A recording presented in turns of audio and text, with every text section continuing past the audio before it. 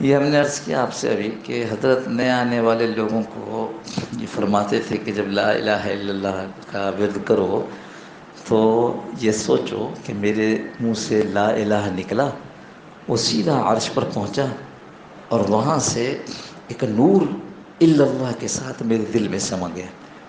یہ حضرت رحمۃ اللہ علیہ کے شیخ حضرت مولانا شاہ حکیم اختر صاحب رحمۃ اللہ علیہ کا طریقہ تھا۔ پر اس کے بعد جب حضرت اسباق دیتے، جسے آپ حضرات میں سے کسی کو دیا ہو، جب نے حضرت سے بیعت کی اور اسباق مانگے، تو جب یہ لطیفہ قلب جس پر حضرت انگلی رکھ کر اللہ اللہ اللہ کرواتے تھے، تو فرمایا کہ اس قلب میں اللہ کو اللہ کی ضرب لگانی ہے۔ جو لا الہ کیا ہے، دل پہ کلمے کی ضرب لگا تو ہمارے پرانے بزرگوں کا پرانے یہ طریقہ چلا آ رہا ہے کہ کلمے کی ضرب لگواتے ہیں۔ وہ کیا کہ نئے آنے والے کو تو یہ کہا کہ لا الہ الا اللہ، اوپر جا رہا ہے نیچے نور آ رہا ہے، تو جو آگے اسباق میں آ گئے ان کو کہا کہ یہ سوچو، میں نے کہا پرانے بزرگوں سے چلا آ رہا ہے، وہ نقشبندی، سہروردی، چشتی، قادری، سب کہ جتنے معبود ہم نے اپنے یہاں رکھے ہیں، جتنے معبود، مال، ملک، منصب، بیوی، بچے، گھر، تجارت، یہ سب ہمارے معبود بنے ہوئے ہیں۔ اللہ کے مقابلے پہ ہم ان کو لے آتے ہیں۔ تو جتنے معبود ہیں ان کو نکالو لا الہ۔ تو آپ نے دیکھا ہوگا ساتھی کیا کرتے ہیں، لا الہ الا اللہ، یہ ہے کلمے کی ضرب۔ یہ سب ان میں سے کوئی معبود نہیں ہے سوائے الا اللہ۔ اس الا اللہ کی ضرب کہاں لگتی ہے؟ دل پر۔ یہ بزرگوں کا پرانا تجربہ ہے، یہ نہ قرآن ہے اور نہ یہ حدیث ہے، یہ بزرگوں کا طریقہ علاج ہے کہ دل پر اس کی ضرب لگانے سے دل کی بیماریاں دور ہوتی ہیں۔ دل پہ کلمے کی ضرب لگا، لا الہ الا اللہ۔ اسے اب میں نے شاید گزشتہ اتوار کو عرض کیا تھا کہ حضرت مفتی تقی عثمانی صاحب دامت برکاتہم سے کسی نے سوال کر لیا اور کہا کہ آپ لوگ جو یہ کلمے کی ضرب لگواتے ہیں، یہ قرآن میں حدیث میں کہاں ہے؟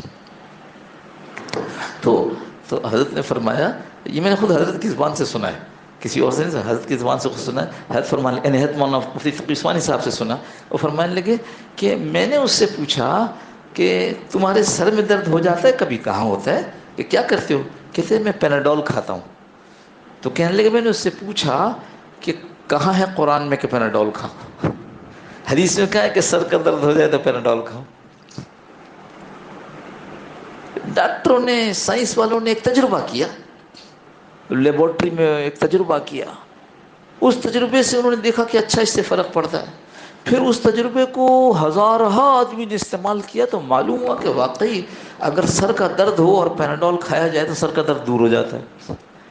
تو ایسے ہی یہ نہ قرآن ہے نہ حدیث ہے، بزرگوں نے اس کا تجربہ کیا اور پھر سینکڑوں پر کیا ہزاروں پر یہ پکا پایا کہ اگر کلمے کی ضرب واقعی لگائی جائے تو دل کی بیماریاں دور ہوتی ہیں۔ دل پہ کلمے کی ضرب لگا، لا الہ الا اللہ، اور کیا تھا اس کے آگے؟ دل کے مرض کی ہے یہ دوا، یہ آگے ہے۔ تو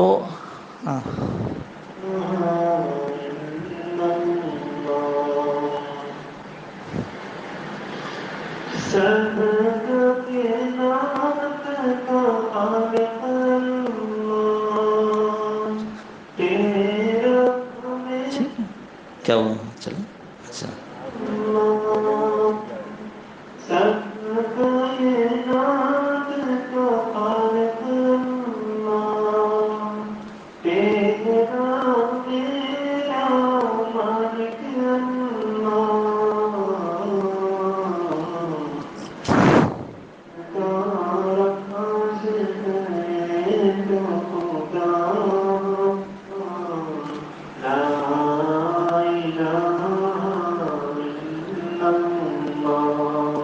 ساری کائنات کا ایک اللہ پیدا کرنے والا، اس میں کوئی شریک نہیں ہے، کوئی بھی شریک نہیں ہے۔ قل الحمد للہ الذی لم یتخذ ولدا ولم یکن لہ شریک فی الملک ولم یکن لہ ولی من الذل وکبرہ تکبیرا۔ ساری کائنات کا خالق ہے، ساری کائنات کا مالک ہے، ساری کائنات کا رازق ہے۔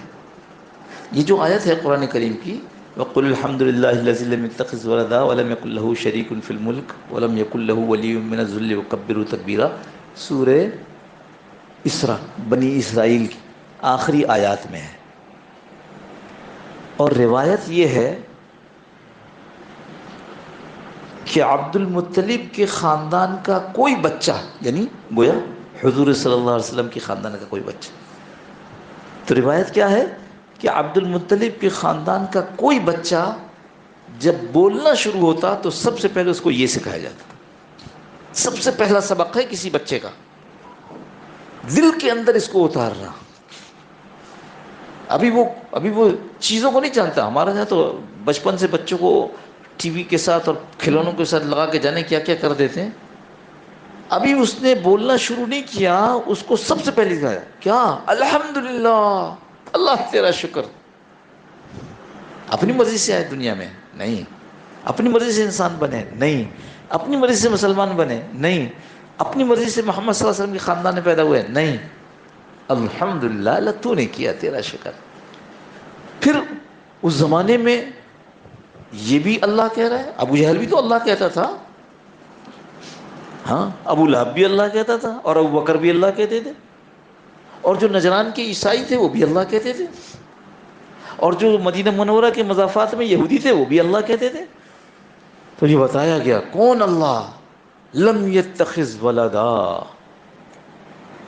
جس کا کوئی بیٹا نہیں ہے، جس کی کوئی اولاد نہیں ہے۔ کیا ہوا؟ ان کی تردید ہو گئی عیسائیوں کی۔ لم یتخذ ولدا ولم یکن لہ شریک فی الملک، کوئی اس کے ملک میں شریک، اکیلا، جیسے خالق اکیلا ویسے مالک اکیلا۔ کیا ہوتا تھا؟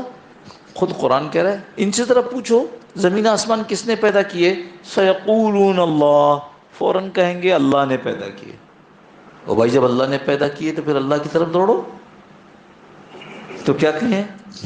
لبیک اللہم لبیک، حاضر ہیں اللہ، ہم حاضر ہیں، لبیک لا شریک لک لبیک، کوئی شریک نہیں ہے اللہ، ہم حاضر ہیں۔ ان الحمد والنعمت لک والملک، تعریف تیری، نعمت تیری طرف سے، ملک تیرا۔ لا شریک لک، ابراہیم علیہ السلام نے یہاں پر ختم کیا، یہ بعد میں آنے والے مشرکین نے اس میں ایڈ کر دیا، جمع کر دیا ہے، کیا کہ تیرا کوئی شریک نہیں مگر سوائے اس کے جس کو تو چاہے۔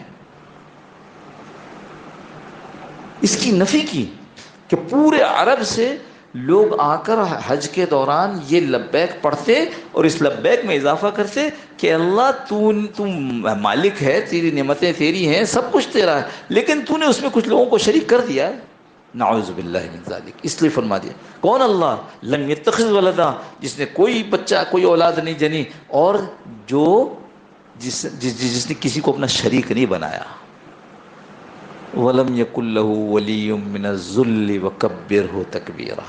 وَلَمْ يَكُنْ لَهُ وَلِيٌّ مِّنَ الذُّلِّ، اور وہ اس اللہ کی بات کی جا رہی ہے جس کو اپنی کمزوری کی وجہ سے کوئی مددگار درکار نہیں ہے۔ مددگار کون چاہتا ہے؟ جو اکیلے کوئی کام نہیں کر سکتا۔ جو اکیلے کام کر سکتا اس کو مددگار نہیں چاہیے ہوتا، اس کو کوئی مدد کرنے والا نہیں چاہیے ہوتا۔ وَلَمْ يَكُنْ لَهُ وَلِيٌّ مِّنَ الذُّلِّ، چونکہ کمزور ہے اس لیے اس کو کچھ مددگاروں کی ضرورت پڑ گئی، لات منات ہو حبل فلانا فلانا. تو جیسے مالک اللہ، جیسے خالق اللہ، اور ویسے رازق اللہ. حضرت رحمۃ اللہ علیہ کے قصہ میں نے کئی دفعہ سنا ہے، فرماتے تھے کہ بعض مفسر نے لکھا ہے کہ موسیٰ علیہ السلام ادھر اپنی بیوی کے درد ذہ کی وجہ سے جو سفر کر رہے تھے تو سوچا کہ کہیں سے اگر آگ مل جائے تو اس کو آگ سے اس کو تھوڑا سا گرم کر دوں، جگہ کیا کہتے ہیں اس کو، سینک دوں. تو دور ایک روشنی نظر آئی، سوچا کہ وہاں سے آگ لے آتا ہوں. جب اس روشنی کے پاس پہنچے تو دیکھا وہ تو آگ نہیں ہے، وہ تو ایک درخت ہے، اور اس درخت میں سے ایسے نور نکل رہا ہے، دور سے دیکھو تو جیسے آگ ہے. اور وہاں پھر پیغمبری مل گئی، اور اننی انا اللہ، اور چلو جی اللہ کا تعارف ہو گیا. اور پھر کہا جا رہا ہے اذهب الى فرعون انه طغى، اب تم فرعون کی طرف جاؤ، بہت سرکش ہو گیا ہے. تو حضرت فرماتے تھے کہ بعض مفسرین نے لکھا کہ تھوڑے سے اس میں حیران ہوئے کہ میں تو بیوی کو چھوڑ کر آیا ہوں، درد ذہ میں ہے، اس کی تکلیف کو دور کرنے کا معاملہ ہے، آپ کہہ رہے یہاں سے فرعون کی طرف چلے جاؤ، تو میری بیوی کا کیا ہوگا؟ تو اس پر جو تاریخی روایات ہیں کہ وہ کہا گیا کہ اپنا عصا مارو پتھر پر، تو سامنے جو پتھر تھا اس پر عصا مارا، وہ پتھر ٹوٹ گیا. پھر مارو، اس کے اندر ایک اور پتھر تھا، اس کو مارا، ٹوٹ گیا. پھر تیسرا پتھر، اور فرمایا کہ اس تیسرے پتھر میں سے ایک چھوٹا سا کیڑا نکلا، اس کیڑے کے منہ میں سبز پتا تھا. سبز پتے کا مطلب کیا ہوتا ہے؟ تازہ پتا. اور پھر حضرت رحمۃ اللہ نے فرمایا ارے وہ کیڑا بڑا وظیفچی تھا، وظیفچی تھا. کیوں؟ وہ کہہ رہا تھا سبحان من یرانی، پاک ہے میرا رب. رب کس کو کہتے ہیں جی؟ پالنے والے کو. سبحان من یرانی، میرا رب پاک ہے. کس چیز سے پاک ہے؟ گندگی سے پاک ہے؟ نہیں، یہاں کہا جا رہا ہے میرا رب پاک ہے، کسی کمزوری سے پاک ہے. وہ اس کمزوری سے پاک ہے. یہ ہماری کمزوری نا، اس دیوار کے پیچھے کیا ہمیں نظر نہیں آ رہا؟ یہ ہاتھ میرے آنکھوں کے سامنے کر دو تو ہاتھ کے پیچھے کیا ہے نظر نہیں آ رہا؟ سبحان اللہ اس سے پاک ہے. سبحان من یرانی، کہ وہ 3 پتھروں کے اندر میں مجھے دیکھ رہا ہے. وہ کمزور نہیں ہے، اس کی آنکھیں کمزور نہیں ہیں، اس کی آنکھیں وہ ہیں جو چٹانوں کے اندر اور پہاڑوں کے اندر، سمندروں کے تہ کے اندر دیکھ لیتے. سبحان من یرانی، پاک ہے وہ ذات، مجھے دیکھ رہے. وَيَعْلَمُ مَكَانِي، علم اس کا ایسا ہے، علم ایسا محیط ساری چیزوں پر. یعلم مکانی، میرے رہنے کی جگہ کو جانتا ہے، کون سے پتھر کے اندر میں بیٹھا ہوں. کیا ہے؟ سبحان من یرانی یعلم مکانی وَيَرْزُقْنِي وَلَا يَنْسَانِي، اور مجھے روزی دیتا ہے، مجھے بھول نہیں جاتا. ہاں، بھول نہیں جاتا. کسی کے ساتھ زیادہ شاگرد ہو جائیں تو جب کوئی شاگرد آئے تو پوچھتے اچھا آپ نے ہم سے پڑھا، ٹھیک ہے ٹھیک ہے. ارے کلاس میں 300 بچے تھے، مجھے یاد نہیں رہتا. اول کہ وہ لطیفہ تو نہیں ہے، حقیقی واقعہ ہے. ہمارا ایک طالب علم کے زمانے کا دوست تھا. ہماری عمر اس وقت کتنی ہوگی؟ 20 سے 25 سال کے درمیان. تو اب اس کو سوچ لیں، اس کی عمر بھی تقریباً اتنی ہوگی، اور ماشاءاللہ 17 بھائی تھے. تو مجھ سے خود کہتا تھا کہ ہمارا جب مکان بن رہا تھا تو ایک حوضی بناتے ہیں نا لوگ پانی کے لیے، تاکہ پھر اسی پانی کو استعمال کرتے مکان میں. تو کہنے لگا میرا ایک بھائی اس حوض میں گر گیا، ماں باپ کو 3 دن کے بعد پتہ چلا کہ ایک کم ہے.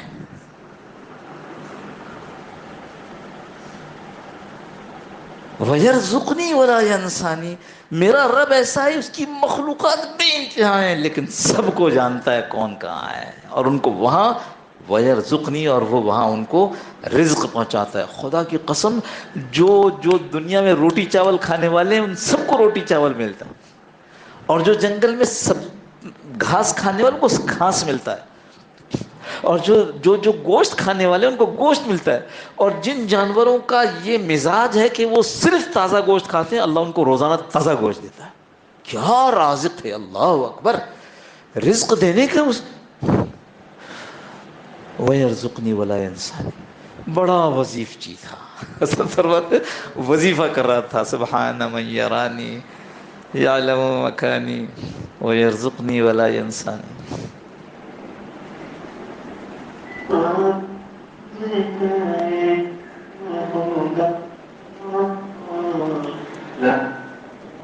یہ چلا گیا. خیر،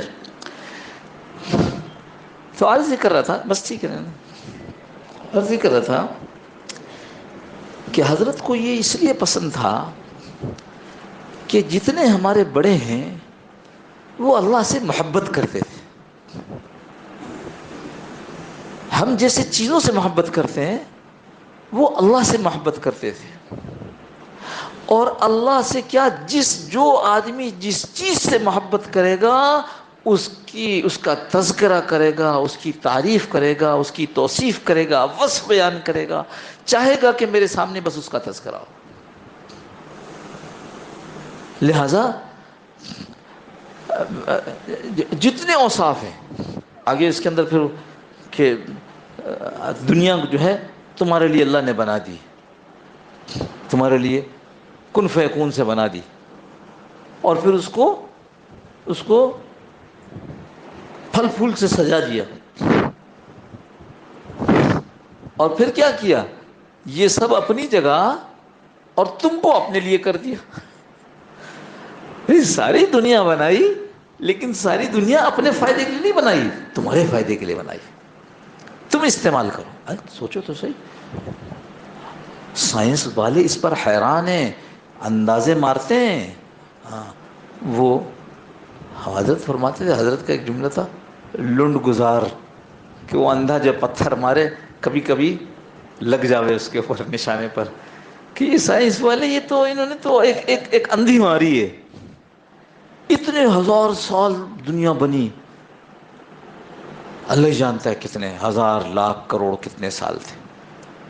اور کیسے بنی، انہوں نے کہا شاید اس طرح بنی، وہ تو نہیں شاید اس طرح بنی. تو وہ ایک دھماکہ ہوا، اس دھماکے سے جو دنیا وجود میں آ گئی، سورج وجود میں آ گیا، اور زمین وجود میں آ گئی، اور پتہ نہیں کیا کیا کیا کیا سب اندازہ ہے. یعنی سب سے مضبوط نظریہ اس وقت تک کا جو سائنس والے لا سکے ہیں وہ یہ ہے، اس کو بگ بینگ تھیوری کہتے ہیں. بگ بینگ، بڑا دھماکہ، اردو والوں نے ترجمہ کیا عظیم دھماکہ، اور اس کے نتیجے میں دنیا وجود میں آ گئی. تو بہت سے لوگوں نے اس کا انکار کیا اور کہا پاگل ہے جو آدمی کہتا ہے کہ یہ دھماکے سے وجود میں آئی. لیکن ایک آسٹریلیا کا سائنسدان ہے تو غیر مسلم، مگر اس نے بڑا مضبوط جواب دیا ہے. اس نے کہا مجھے دنیا کا کوئی دھماکہ ایسا دکھا دو، دنیا کا کوئی دھماکہ ایسا دکھا دو جس دھماکے کے نتیجے میں سر دھڑ سے جڑ جائے، ہاتھ بازوؤں سے جڑ جائے، اور ناک چہرے پر لگ جائے. دھماکے سے تو بنی بنائی چیزیں تباہ ہو جاتی ہیں. اس کائنات میں جتنی ترتیب ہے، جتنی ترتیب ہے، جس کو پتہ نہیں اگر میں یہ لفظ استعمال، آرگنائز انداز سے بڑی ترتیب کے ساتھ اس دنیا کو بنایا گیا ہے. یہ دھماکے سے نہیں ہوتا، یہ تو اللہ کے ارادے سے ہوتا ہے، اللہ کے ارادے سے ہوتا ہے.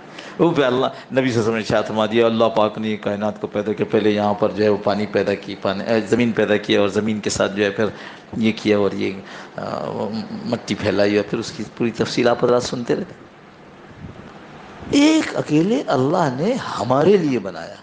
اور اب زمین کہ زمین ڈولنے لگی، حدیث میں ہے نا، زمین پانی پہ تھی تو ہلنے لگی، تو بڑے بڑے پہاڑ جما دیے. ہم کیا کریں، اللہ نے بڑے بڑے پہاڑ جما دیے. اب سائنس والا کیا کرے، اس کو تو چاہیے عقل، وہ اللہ کو نہیں مانتا. وہ کیا کہتا ہے، وہ کہتا ہے زمین کے اوپر، زمین جو ہے بڑے بڑے ٹکڑے، یہ جو 7 بر اعظم یہ بڑے بڑے ٹکڑے تھے، تو یہ پانی پہ ہل رہے تھے، تو ایسے ٹکرائے تو پہاڑ بن گئے، اس پہاڑ نے ان کو جما دیا. سبحان اللہ. مان لو کہ میرے اللہ نے کیا، مان لو کہ اللہ نے کہا کن، وہ ہو گیا. یہی تعلیم ہے ہماری، یہی ہم کو سکھایا گیا ہے.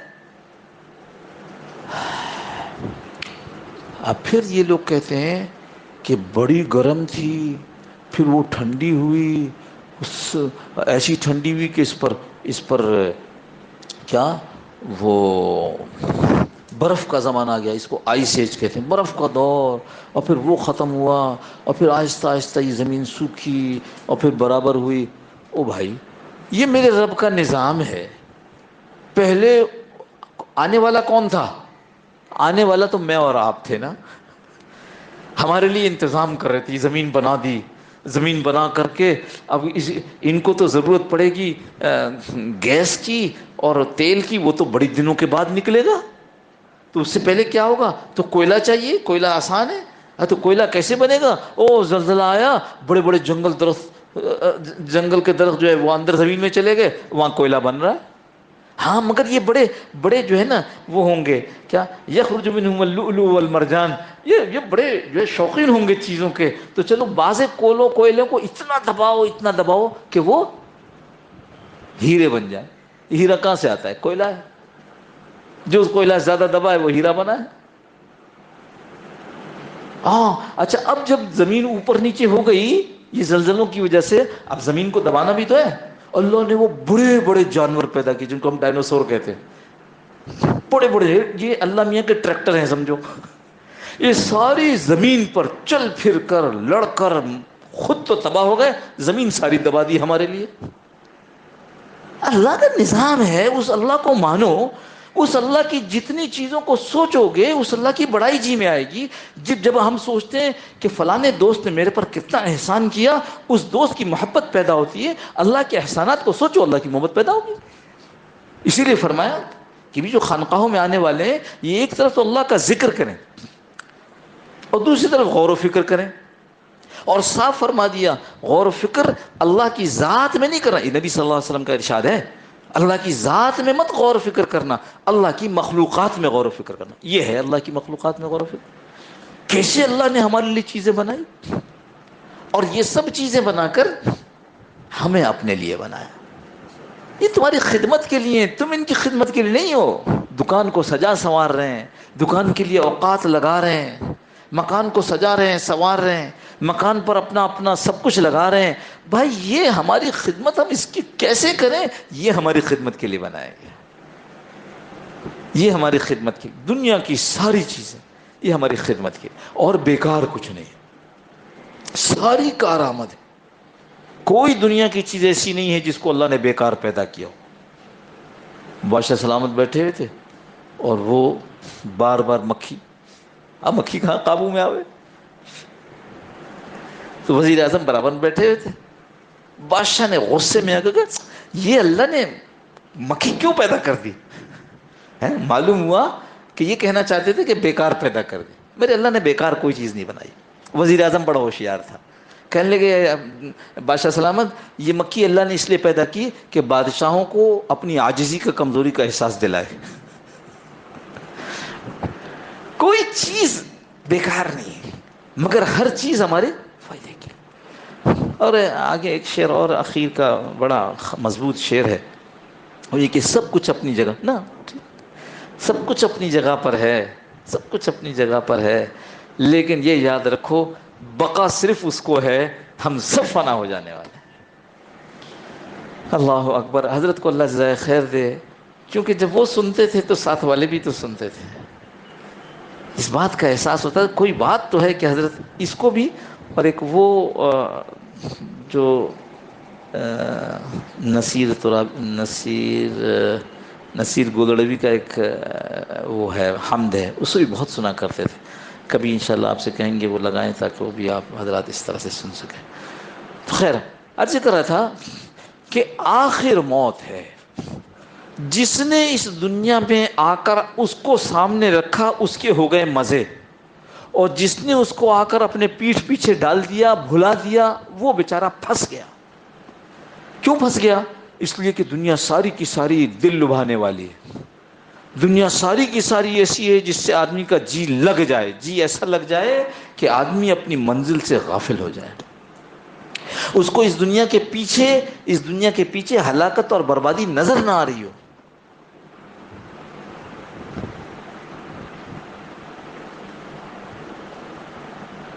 موت کو سمجھے ہے غافل اختتام زندگی. ایک آدمی مر گیا ختم. موت کو سمجھے ہے غافل، یہ غفلت والا آدمی ہے. اختتام زندگی، فلاں صاحب یہ مر گئے، فلاں صاحب جی ان کا تو انتقال ہو گیا. موت کو کیا ہوگا، میں بھی کس دن مر جاؤں گا.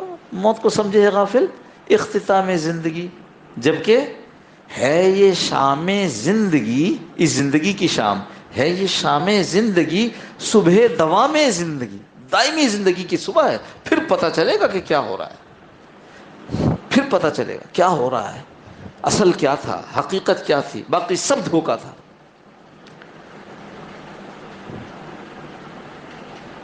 بعض کیا کہتے ہیں، اب تو گھبرا کے، اب تو دنیا کی پریشانیوں سے گھبرا گئے نا، اب تو گھبرا کے یہ کہتے ہیں کہ مر جائیں گے. ہاں چلو مر جائیں گے، خودکشی کر لیتے ہیں لوگ، چلو مر جائیں گے، سب سے جان چھوٹے گی. اب تو گھبرا کے یہ کہتے ہیں کہ مر جائیں گے، اور مر کے بھی چین نہ پایا تو کدھر جائیں گے. وہ جو شروع ہوتا ہے قبر سے نہیں، او جس وقت جان نکلنے کا وقت ہوتا ہے معاملہ شروع ہو جاتا ہے، سخت معاملہ شروع ہوتا ہے. ایسا معاملہ کہ جو جان نکالنے کے لیے فرشتہ آتا ہے، اس کو دیکھ کر حضرت ابراہیم علیہ السلام نے چونکہ فرمائش کی تھی، اس کو دیکھ کر ابراہیم علیہ السلام بے ہوش ہو گئے. نبی جس کی بڑی طاقت ہوتی ہے، جس کا بڑا ظرف ہوتا ہے، جو فرشتوں کو، جبرائیل کو دیکھتا ہے، وہ جب جان نکالنے والے فرشتے کو دیکھا تو غش کھا کر بے ہوش ہو گئے. کس کا؟ وہ برے آدمی کی، جو موت سے غفلت میں تھا، موت سے غفلت میں تھا، جس کو اس کا احساس اور خیال نہیں تھا کہ مجھے مر کر کے اللہ کے سامنے پیش ہونا ہے. موت آئے گی تو مر جائیں گے. تو یہ تو اسی وقت سے شروع ہوتا ہے جب ہوش میں آئے. تو فرمایا ہے کہ اگر گناہگار آدمی کے لیے، اللہ کے نافرمان کے لیے کوئی اور عذاب نہ ہوتا، صرف اس ایک فرشتے کو دیکھ لیتا تو اس کے لیے عذاب کافی تھا. اللہ ہم سب کی حفاظت فرما دے. حضرت مولانا نور محمد صاحب رحمہ اللہ کے فجر کی نماز کے بعد درس تفسیر کا ہوتا تھا، اور اس کے بعد حضرت کچھ دیر گفتگو فرماتے. اچھا ہمیں تو نہیں پتہ تھا پہلے، لیکن یہ بعد میں حضرت ہی کی زبان سے ایک قصہ سنا تو سمجھ میں آیا کہ یہ بھی مسنون ہے. حضور صلی اللہ تعالی علیہ وسلم فجر کی نماز کے بعد اپنا منہ کر دیتے تھے مقتدیوں کی طرف، صحابہ کی طرف، اور پھر کچھ بات چیت کرتے.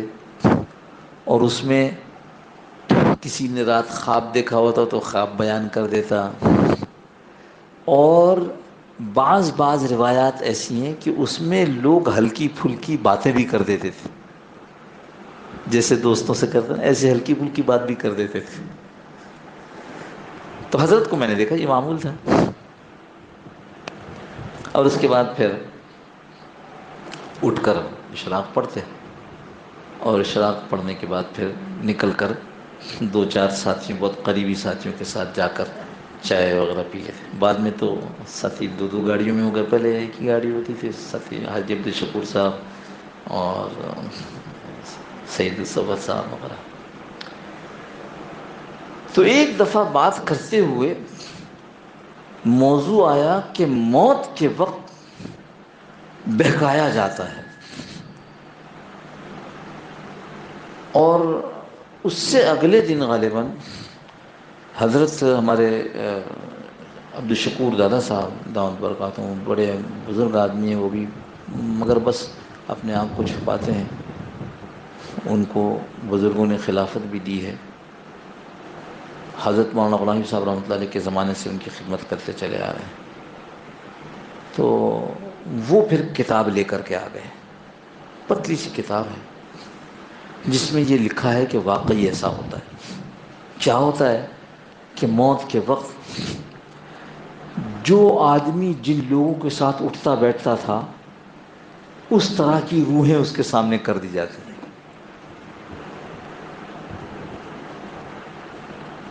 اچھے لوگوں میں بیٹھتا تھا اچھے لوگوں کی روحیں یا فرشتے اچھے لوگوں کی شکل میں آ کر اس کو کلمہ یاد دلاوے، اور جو غلط لوگوں کے ساتھ اٹھتا بیٹھتا تھا، اللہ کے نافرمانوں کے ساتھ اپنا وقت گزارتا تھا، اخیر وقت میں شیطان اب فرشتہ نہیں، اب شیطان ان دوستوں کی شکل میں آتا۔ اور وہ جو حضرت نے جو کچھ بتایا اس میں تو یہ بھی تھا کہ شیطان کبھی کبھی مرے ہوئے ماں باپ، دادا دادی، نانا نانی کی شکل میں آتا ہے اور کہتا ہے دیکھو پہچانا؟ وہ کہتے ہیں ہاں دادا جی آپ دیکھو، میں مرنے سے پہلے یہودی ہو کے مرا تھا، تم بھی یہودی ہو جاؤ۔ تو وہ کہتے ہیں تو دادا جی آپ ہیں، لہٰذا ہم آپ کے تجربے سے فائدہ اٹھائیں۔ تو وہ آنکھوں میں بات کرتا ہے کہ ہاں میں بھی یہودی ہو گیا۔ اس کے بعد اس کی جان نکل گئی، لوگ مسجد میں جنازہ پڑھا رہے ہیں، اللہ کے ہاں اس کا نام یہودیوں کی فہرست میں لکھ دیا گیا۔ اللہ ہم سب کی حفاظت فرمائے۔ کتنا خوفناک معاملہ ہے۔ اللہ سے محبت کرو بھائی، جب اللہ سے محبت ہوگی تو آدمی اللہ والوں سے محبت کرے گا، پھر اللہ کے نافرمانوں کے پاس اس کا جی نہیں لگے گا۔ کتنا مشہور قصہ لکھا ہے حضرت نے اپنی کتاب میں، شیخ الحدیث رحمۃ اللہ نے، کہ وہ باندی خریدی اور کہا کہ یہ تم یہاں ٹھہرو، میں ذرا اور سامان لے کر آ رہا ہوں۔ وہ جب آئے تو باندی وہاں سے غائب۔ جب ملی تو اس سے پوچھا تم کو وہاں بٹھایا تھا؟ تم تو میری باندی ہو، میں آقا ہوں، جو میں حکم دوں گا وہ کرنا ہوگا نا، تم وہاں سے کیوں ہل گئی، کیوں ہٹ گئی وہاں سے؟ میں پریشان۔ جواب دیتی ہے آقا آپ نے جہاں مجھے بٹھایا تھا وہاں اللہ تعالیٰ کی نافرمانی ہو رہی تھی، مجھے ڈر لگا کہ اللہ کا عذاب کہیں آ جائے تو میں بھی ماری جاؤں۔ جب آدمی اللہ کی محبت میں آئے گا پھر وہ اللہ کے نافرمانوں کے ساتھ جینے لگے گا، دل پھٹے گا کہ کہاں بیٹھ گئے ہم، کس جگہ بیٹھ گئے، کن کے ساتھ بیٹھ گئے۔ تو جو بات عرض کرنا چاہتا ہوں رہ جائے گی وہ یہ کہ جب آدمی نیکوں کے ساتھ اٹھتا بیٹھتا ہے، اس کے ارد گرد نیک لوگ رہتے ہیں، اور اب فرشتے نیکوں کی شکل میں آئے ہیں، تو یہ فرشتے آ کر سب سے پہلے اس شیطان کو بھگاتے ہیں۔ وہ جو دادا دادی کی شکل میں آنا چاہ رہا تھا، سب سے پہلے شیطان اسے دفع کرتے ہیں، وہاں سے بھاگو، یہ تمہارا آدمی نہیں، یہ تو ہمارا آدمی ہے۔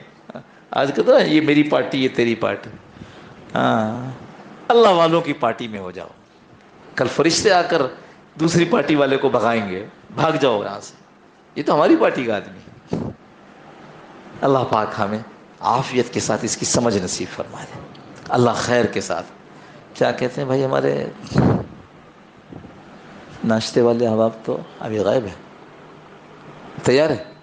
تو نظر تو کچھ نہیں آ رہا، اچھا چلیں۔ تو بھائی یہ بات، ساری باتوں کا خلاصہ یہ ہے، حضرت ثانوی رحمۃ اللہ نے جو فرمایا کہ کل قیامت کے دن محبت کام آئے گی، محبت کام آئے گی۔ حضور صلی اللہ علیہ وسلم، اے اللہ کے رسول مجھے قیامت کب آئے گی؟ قیامت کے لیے کیا تیاری کر رکھی؟ کہ اللہ کے رسول اور تو کچھ نہیں ہے، لیکن مجھے آپ سے محبت بہت ہے، اللہ سے محبت بہت ہے۔ دوسرے موقع پہ کوئی آیا، اللہ کے رسول ہم کہاں آپ کہاں؟ فرمایا یہ جو المرء مع من احب، تو مجھے تو وہ کہتا کیا ہے، وہ مجھے تو آپ سے اور ابوبکر سے اور عمر تینوں سے بہت محبت ہے۔ یہ محبتیں کل کام آئیں گی، اور اس محبت کے پیدا کرنے کا طریقہ وقت یہ ہے اس دنیا میں۔ آنکھ بند ہو گئی پھر کچھ نہیں ہے، آنکھ بند ہونے سے پہلے اپنے آپ کو اس کے لیے تیار کرنا۔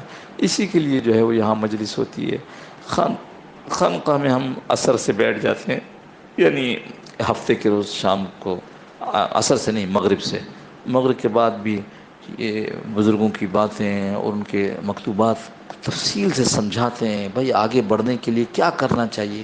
کل رات جو بات ہوئی وہ فقر جبلی اور نیستی ذاتی پر بات ہوئی کہ جبلی فقر کیا ہے، محمد صلی اللہ علیہ وسلم جس فقر کی بات کر رہے تھے اور جس فقر پہ جاتے وہ فقر کیا ہے، نیستی ذاتی نیستی کیا ہے، اپنے آپ کو کچھ نہ سمجھنا یہ کیسے ہوگا۔ یہ باتیں ہوئیں، پھر عشاء کی نماز کے بعد حیات الصحابہ. حیات الصحابہ میں کل کیا قصہ پڑھا گیا؟ کل کیا قصہ؟ ہاں، حضرت علی رضی اللہ عنہ کی زرہ گر گئی اور وہ کسی نے اٹھا لی، اور پھر قاضی شریح کے ہاں اس کا وہ واقعہ پڑھا گیا، اس کی تفصیل ہوئی. پھر یہاں آ گئے، یہاں نماز میں خشوع پیدا کرنے کا طریقہ سکھانے کی کوشش کی گئی کہ نماز میں خشوع کیسے پیدا ہو. خشوع تو وہاں سے آتا ہے نا، خشوع کوئی مادی چیز تو ہے نہیں، اور دل ایسا تو ہے نہیں کوٹری کھولی اور خشوع اندر ڈال دیا. نہیں، تو دل تو ایسی ہے کہ جو اللہ جو اس میں ڈال دے ہوئے. تو اللہ خشوع کب ڈالتے ہیں، کیوں ڈالتے ہیں، اس کا طریقہ ہماری طرف سے، یعنی وہ کشکول کون سا ہے جس کشکول میں اللہ خشوع ڈال دیتے ہیں. یہ رات کو بات. پھر جو رکنے والے تھے وہ رکے، جانے والے چلے گئے. اور کوشش کرنا چاہیے رکنے والوں، جو جانے والے ان کو بھی ترغیب دی جائے کہ بھائی رک جاؤ، تاکہ صبح کی مجلس میں اکثر آ بھی جاتے ہیں ماشاءاللہ. صبح کی مجلس میں بھی میں نے دیکھا صبح ایک ساتھی کو، تو کہنے لگے نہیں گھر چلا گیا تھا، صبح واپس آیا. پھر یہاں، پھر اب مغرب کی نماز کے بعد وہاں عثمانیہ مسجد میں، بہادر آباد میں حضرت والی مسجد میں مغرب سے عشاء. یہ سب کچھ اسی لیے ہے کہ ہم کسی صورت سے اللہ کی محبت کے حاصل کرنے کی کوشش. دیکھو آئے گی تو وہاں سے، لیکن ہم اپنی طرف سے کوشش کرنے والے ہو جائیں. ہم کوشش کریں گے، اللہ پاک اس کے بدلے میں عنایت فرمائیں گے.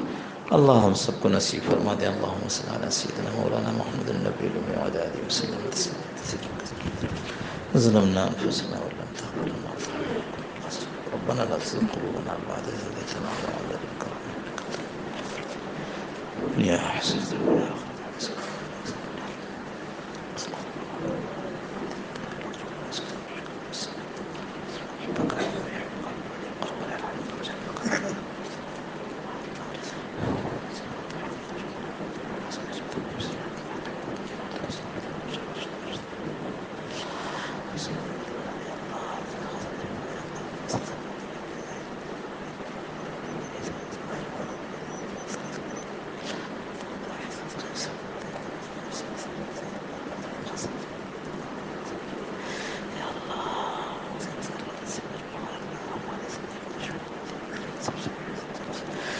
اللهم ربنا تقبل منا إنك أنت السميع العليم وتب علينا يا مولانا إنك أنت التواب الرحيم.